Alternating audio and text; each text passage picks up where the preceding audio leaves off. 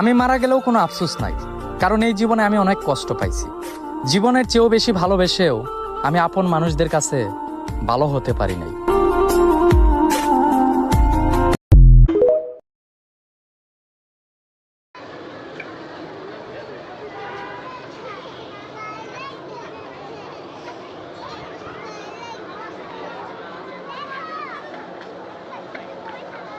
নাদিয়া পাশে যাই খারাও, পাশে যাই খারাও।